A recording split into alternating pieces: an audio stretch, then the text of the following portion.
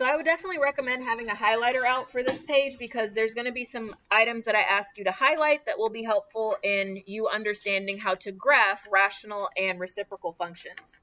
So let me go ahead and write my title for this. So these are the steps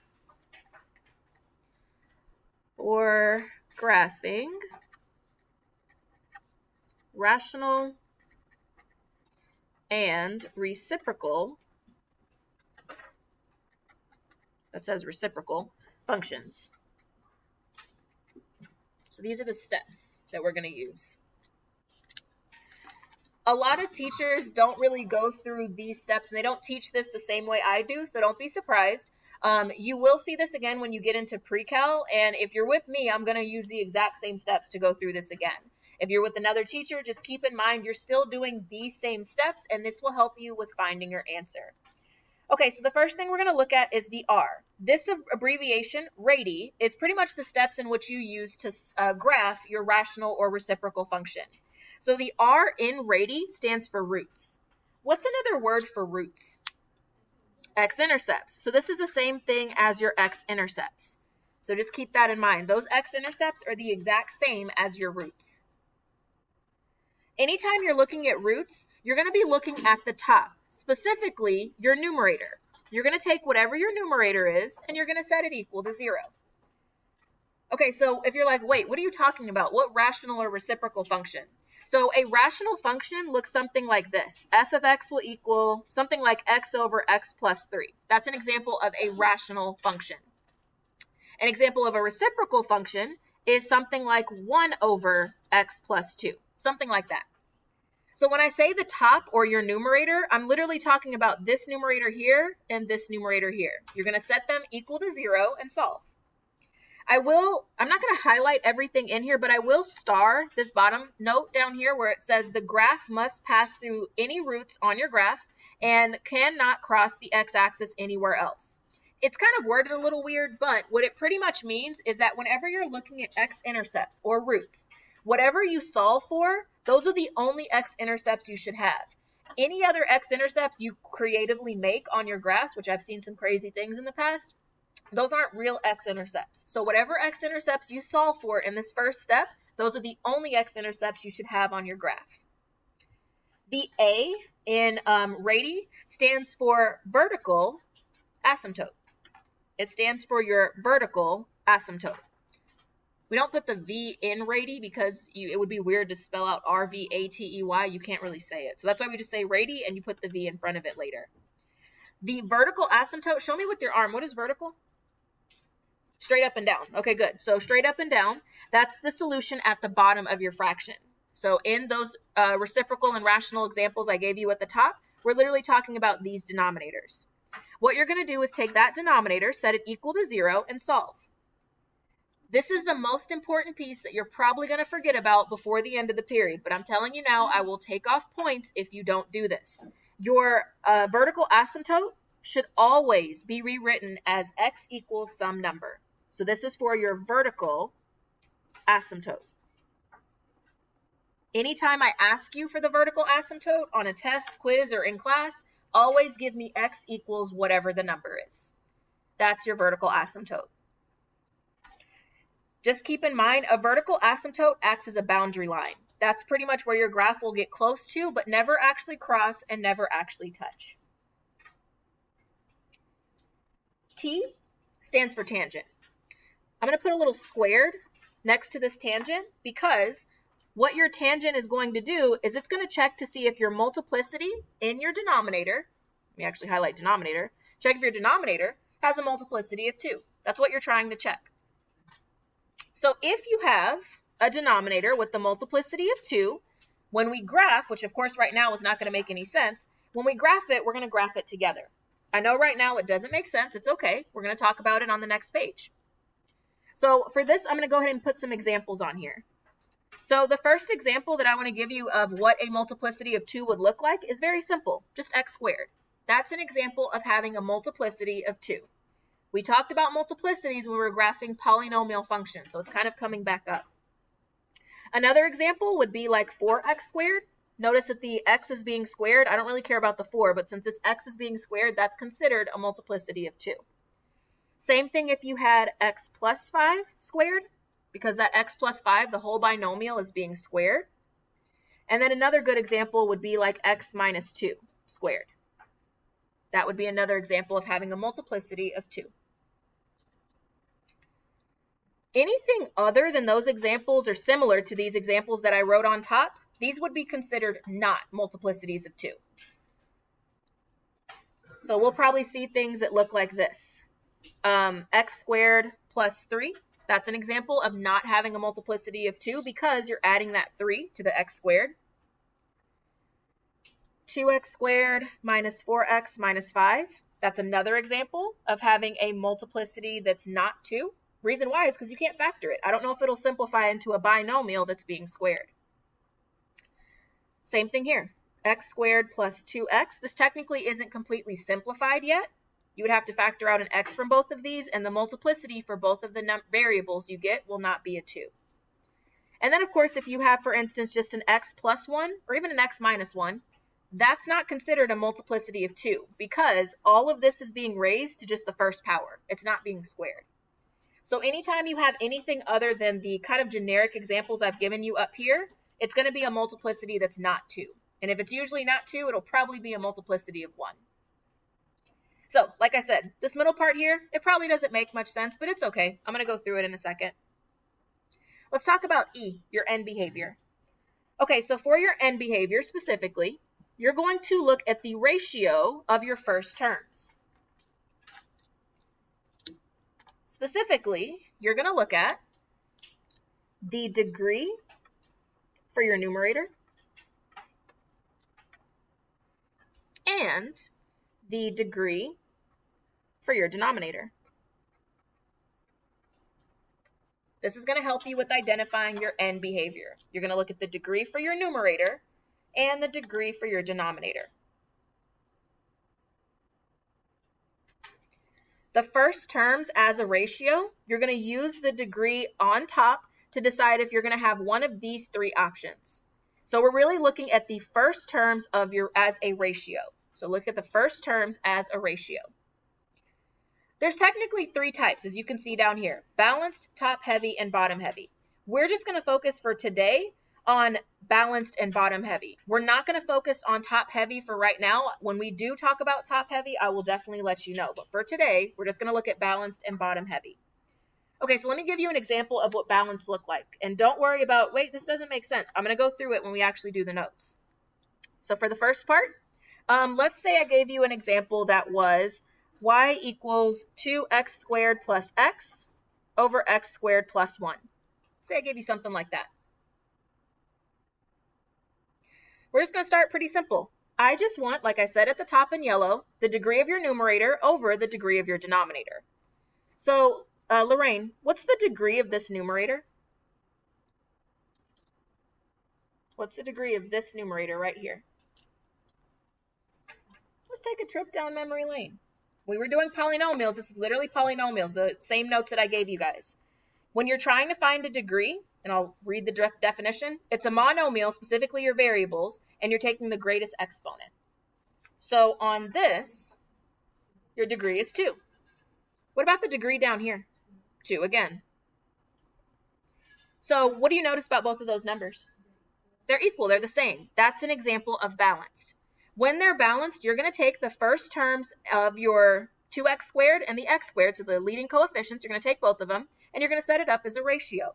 So to find your horizontal asymptote, which I'm just going to label as HA, that's your horizontal asymptote, we're going to take y equals the 2x squared, and we're going to divide it by the x squared. We're taking those big degrees that we already have, the x squareds, and we're just going to divide them. So don't make this difficult, Lorraine. If you were to simplify this, what would you get? Just 2. The x squareds would cancel. So y is going to equal 2. That would be your horizontal asymptote. And I'm going to box this as well because I already know somebody's going to forget. It needs to be y equals some number. So notice that even for my answer, I put y equals some number. So keep in mind, what Lorraine just gave me is when your degrees are the exact same. 2 on top, 2 on bottom, or 1 on top, 1 on bottom. Top heavy, we're going to talk about another day. Bottom heavy, though, we're going to talk about today. I get lazy when I go back to my paper that we're about to do, and I usually just label bottom heavy as BH. Let's talk about what happens when you have a bottom heavy graph. So let's say I gave you the example of y equals 1 over x minus 3. Let's say I gave you that.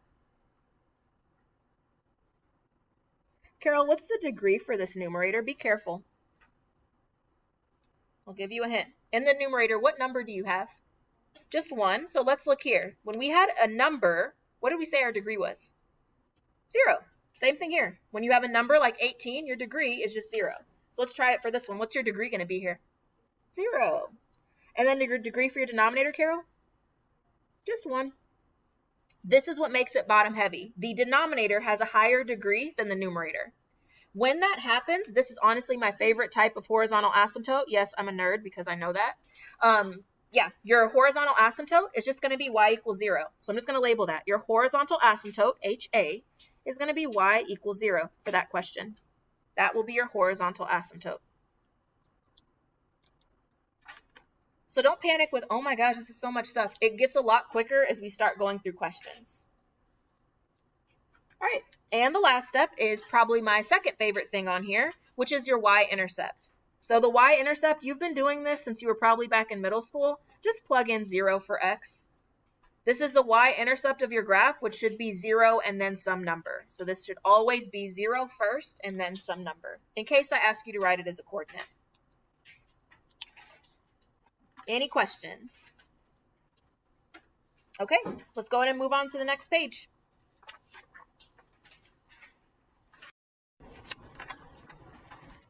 Okay, so we're going to go ahead and look at this little packet that says Intro to Rady Worksheet 0. Okay, so I like to build up to show you the different types of problems you could have. So we're just going to start with the most basic ones today. We're going to look at question number 1 to start us off. And I just want you to look at the equation first. And I still want you to have your Rady steps next to you because I'm going to be calling on you asking what each variable or which each letter represents. So Andrea, what does the R represent in Rady? Roots. What are we going to do to find our roots? Set the numerator equal to 0 and then do what? Solve. Okay, so let's do that. I'm going to set that numerator, which is 1, equal to 0 and solve. Andrea, let me ask you this. Is there a variable in that numerator? No. Since there's no variable in your numerator, guys, there's nothing to solve because 1 and 0, that's nothing to solve. So I'm just going to put on here for my roots that there are no roots. What's another word for root? X-intercept. So I'm going to put that in parentheses. There's no X-intercept. On tests and quizzes, I'm just going to put none as an option whenever I write out your directions. So if you put none on this step, that's perfectly fine. But the main thing you need to know is there are no X-intercepts, no roots. Andrea, what does the A stand for? Asymptote. What specific type? Vertical asymptote. So what are we going to do to find that vertical asymptote?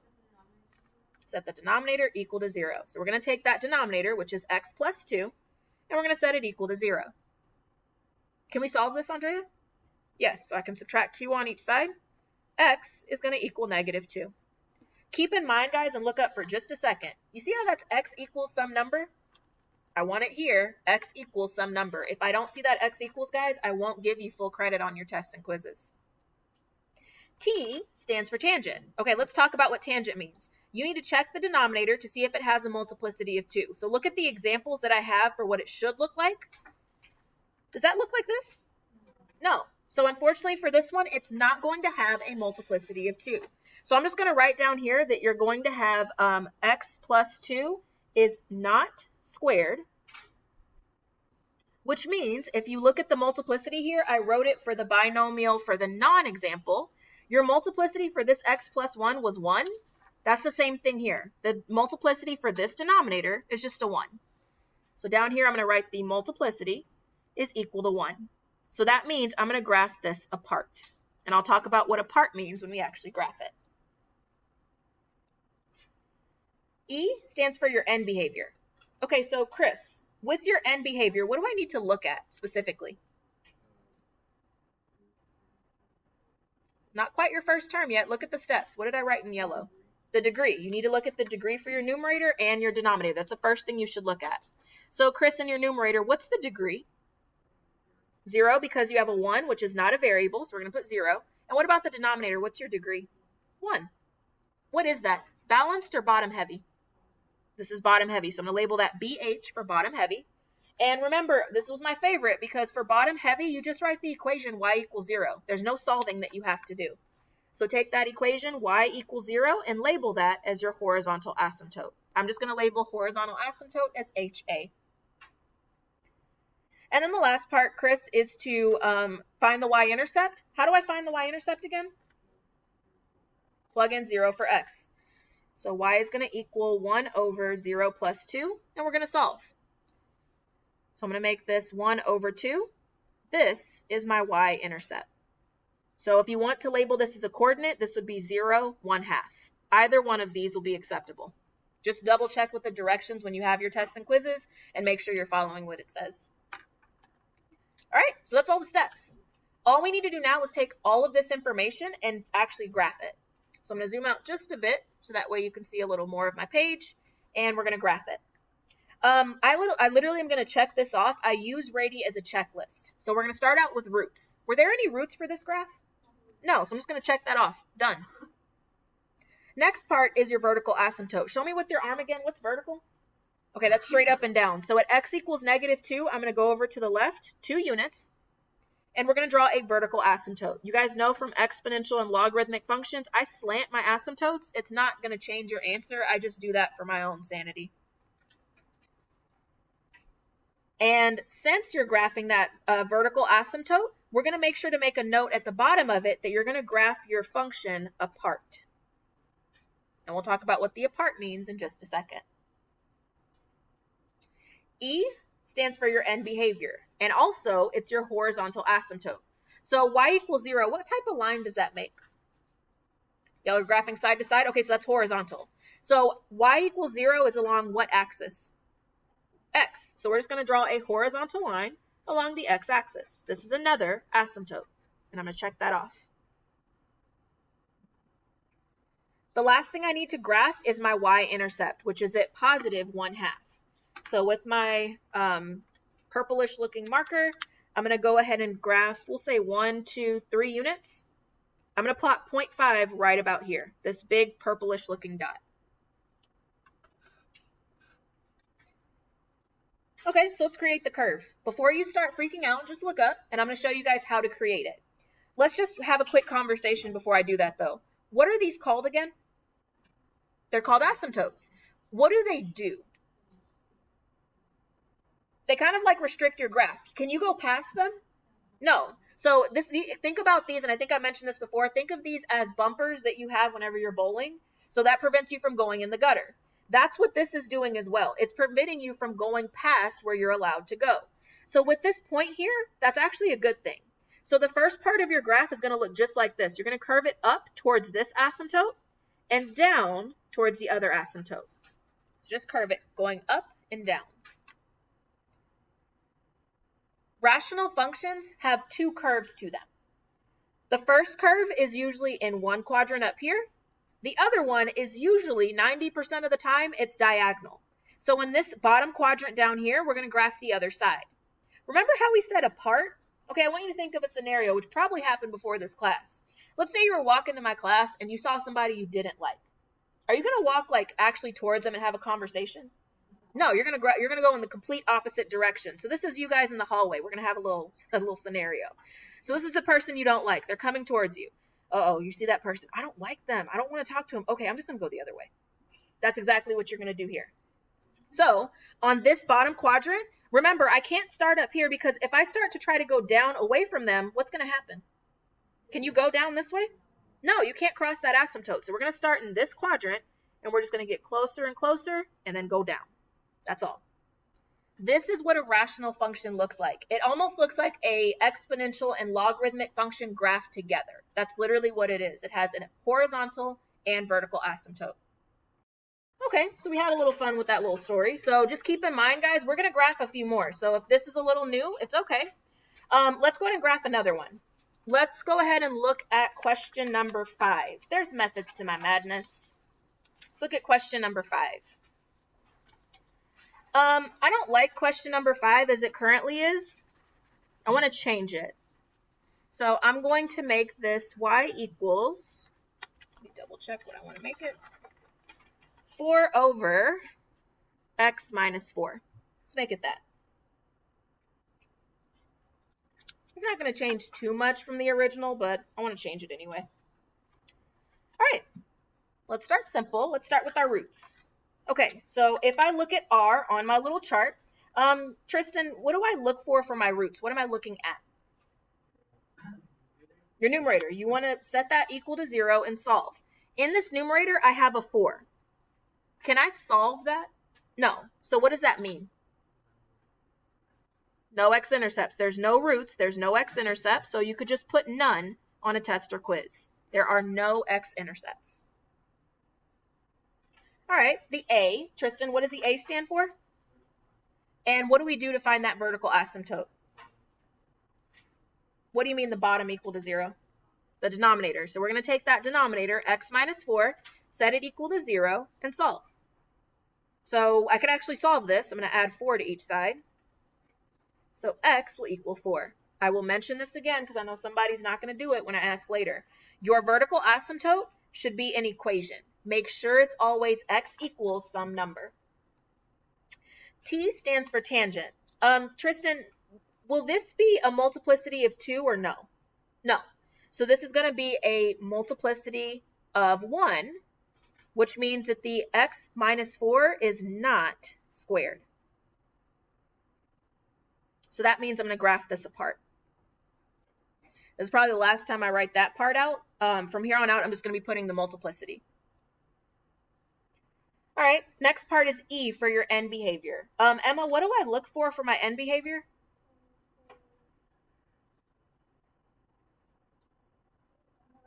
For your end behavior, what do we look for? Your degrees for your numerator and denominator. So what's the degree for your numerator?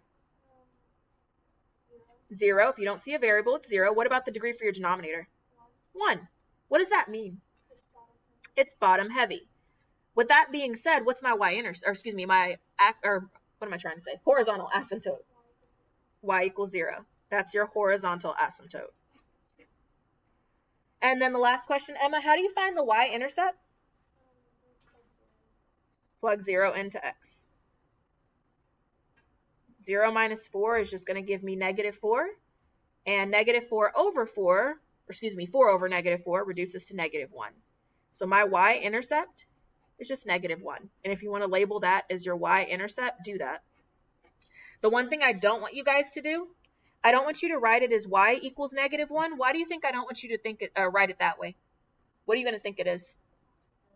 Your horizontal asymptote that we just found. So if you're going to write the y-intercept, either write it as a coordinate or actually write out that y-intercept piece, because if not, you're more prone to make a mistake. Okay, let's have some fun and graph. All right, so I'm going to zoom out just a little bit, and I'm going to talk about my x-intercepts. Wait, I don't have any x-intercepts. So do I need to graph any x-intercepts here? No. Oops, don't know why I crossed that out, sorry. There's no x-intercept, so I checked it off. I don't need to graph anything. Vertical asymptote is at 4. Show me again with your arm what's vertical. Okay, good, straight up and down. So 1, 2, 3, 4. Just go 4 units to the right and graph that vertical asymptote. And I'm going to make a note that when I graph this out, we're going to graph it apart. So start thinking about that person you don't like in the hallway, because that's what we're going to avoid. Your horizontal asymptote is along y equals 0. You guys told me before that's side to side. Where's y equals 0 again? On the x-axis.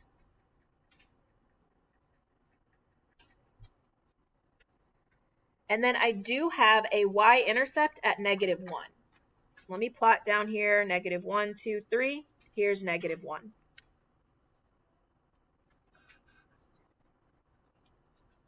Before I graph it, think about what you think the curve will look like. It's going to look very similar to what we did here, but of course we have a different y-intercept and a different point to look at. But think about how this relates and what it will probably look like over here. Always start with the area that gave you your point. I'm going to start with here, and remember, these asymptotes are acting as bumpers. You cannot go past them. So we're just going to curve this down and curve this going up. I try to get it as close as possible to the x-axis, but sometimes I just make it a straight line. It's okay. This is just a sketch. Where do you think the next part of my graph will be? Will it be in section A, B, or C? At section B. Keep in mind, though, whenever you're graphing this out, you're avoiding that other person in the hallway. So since you're starting here, you're starting on this side, we know it's going to be in B, we're going to have this go up. You want it to be apart because you want to avoid conversations with them in the hallway. Don't have it start down here and then curve up. You don't want to do that. So I'm just going to start it down here and have it curve up. That's it. That's all you're doing. All right, we got made a beautiful graph. Any questions before I flip it over? Let's look at question number 2. Ew, this is gross. What am I supposed to do here?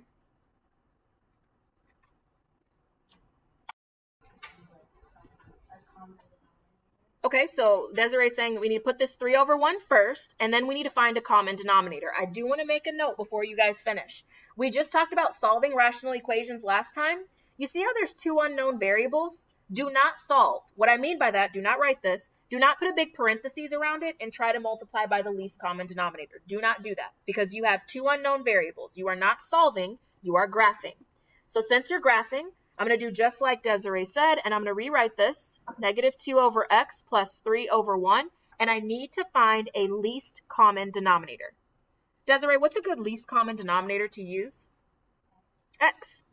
When you do that, and you have x as your least common denominator, we're going to need to multiply this second fraction by x over x. Don't try to be lazy with this, guys. We had this conversation last time. So we're going to go ahead and multiply that. -2 over x plus 3 over x over x. Excuse me, 3x over x. Can I make this into one big fraction now? Yeah, so I'm just going to rewrite that as y equals -2 plus 3x all over x.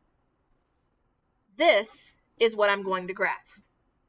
The original problem, it was nice to help us out, but we're not going to graph that. We are going to graph the new equation we wrote in green. I'm going to give you about a 10-second head start. Try to start this off. Label your roots, label your vertical asymptote, all that stuff. I'm going to give you about a 10-second head start. Or 30 seconds, we'll see.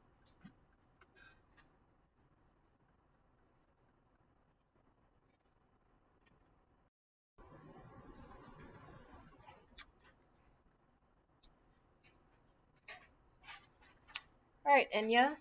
R stands for your roots. What am I going to set equal to 0?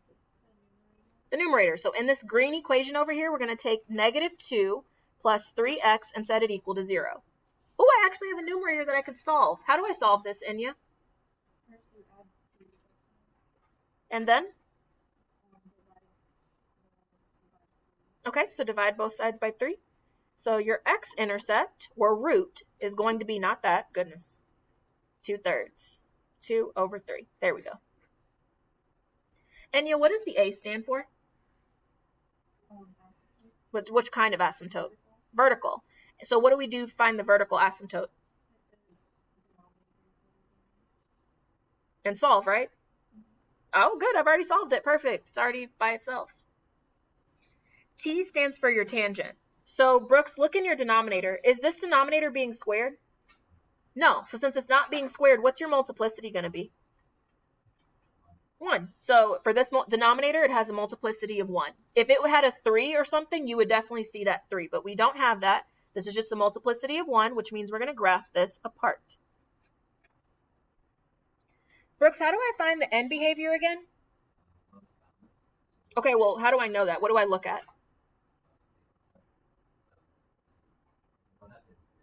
The degree of 1. So you're looking at this numerator. This has a degree of 1, so the exponent has a degree of 1. This denominator down here also has a degree of 1. So that means that it's balanced, which was different. What do I do when it's balanced? I forgot.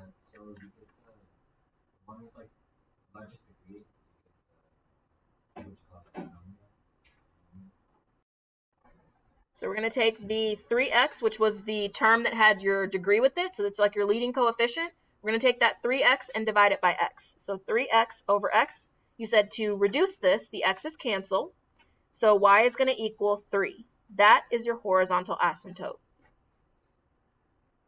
And then the last part, of course, is to find your y-intercept. So we're going to take 0 and plug it in for x. Okay, well, I already know 3 times 0 is 0, so I have negative 2 over 0. What does that simplify to? Undefined, not 0. This is undefined. Let me ask you this. Where's undefined on your graph? Does that exist on your graph? No, it's not defined. So I'm just going to put here, when you get an undefined answer, guys, just write out that there is no y-intercept. I was about to write x. There is no y-intercept for this graph. Or you could say none. There is no y-intercept. We're going to take all of this information and we're going to graph it. So let me plot out, especially since I have this graph kind of shifting a bit, I'm just going to put some spaces along the x and y axis just in case I need to plot some points. Okay, so let's start with the x-intercept. X-intercept is at 2/3, which is about 0.6 repeating. So I'm going to go over here with my pen. Positive 2/3 will be about here. I'm going to check that first one off. I have a vertical asymptote at x equals 0. We've done this before. Vertical is straight up and down. So along the y-axis, vertical, we're going to graph our slanted line for our vertical asymptote. And I'm going to label right underneath this apart.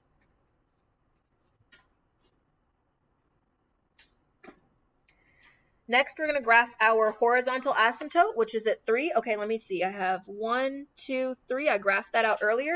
I'm going to graph my horizontal asymptote at positive 3. I still make my line slanted. If you don't want to slant it, it's okay. It's not going to change your answer. And then the last part is no y-intercept. Maria, why do you think there's no y-intercept here? What do you have? You have an asymptote right on this y-axis. That's why you don't have a y-intercept. So guys, this is kind of a pro tip, which I'm pretty sure some of you guys are going to forget by quiz and test time. Whenever you have a vertical asymptote on the y-axis, automatically there should not be an x-intercept. It's not going to be possible. So if you see this on a test or quiz, you can literally just write that there's no y-intercept. But if you forget, don't worry, you'll still be able to see it when you solve. When you solve, you're going to get an undefined message, which is a slap in the face that, hey, you have an undefined answer. All right, let's talk about the curve. Look at the graph, think about what your prior ones have looked like, and think about what this one might look like. So I'll give you a reminder. This is what our last question looked like. And this is what the question looked like right before it. Even though it's starting down in this curve, or this quadrant, it still should have a similar looking curve. So from here, I'm going to continue this graph going down towards my asymptote. And I'm going to continue it up in this direction as well. Where is the other part of my graph going to be? In area A, B, or C? Area B is in boy, in this area here. So in that area, I'm going to do the same exact shape and think about you avoiding that person in the hallway. So as you're going from either side, whenever you're doing this little walking thing, always start on the other side. You're here, or the person's here, you're going to start on the other side. So as you're going to them, you want to go in the opposite direction. So we're going to start in B. We're going to start down here and then skyrocket up. We're going to go in the opposite direction. This is your curve. All right, give me a nod or shake. How does this feel? Is this okay? All right, cool. I want you guys right now to flip it over to question 4. Question 4. I'm going to give you 5 minutes to get the whole thing done. That includes the graph. So right now, question number 4, I want you to do everything. Label out all of Rady and make sure you label your graph. I'm going to give you about 5 minutes.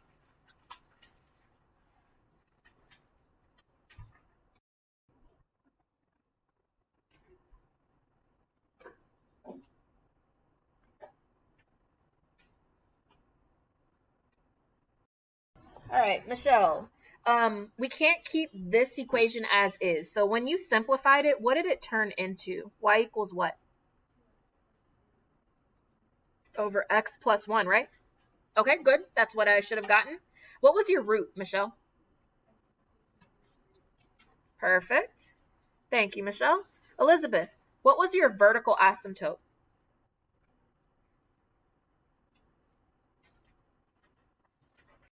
Perfect. x equals -1. Guys, notice how she said x equals? Please don't forget that. Vertical asymptotes need to have an x, which means that especially since this denominator had an x plus 1, all of you guys, should this be apart or together? Apart. All right, for the E, horizontal asymptote, Nicholas, what was your horizontal asymptote? Y equals 2. Looks good. And then, Alex, what was the y-intercept? 0, 3. Or you could have written it out as y-intercept is 3, something like that. But I definitely would not just put y equals 3 because I don't want you to mix that up with your horizontal asymptote. All right, I'm going to graph this out. I'm going to go through and check off the pieces as I graph them. All right, so we're going to start with our x-intercept, which is at -3/2, which is here. -3/2 is to the left, -1.5. We're going to go ahead and graph our vertical asymptote, which is at -1. X equals -1. And I'm also going to label down here that we're going to graph this apart. The next thing I need is my horizontal asymptote. Okay, horizontal asymptote should be up here at 2. So I'm just going to make it +2 like this. And I'm going to make a little dot for my y-intercept, which is at 3. So we had 1, 2. Here's 3. That's 3.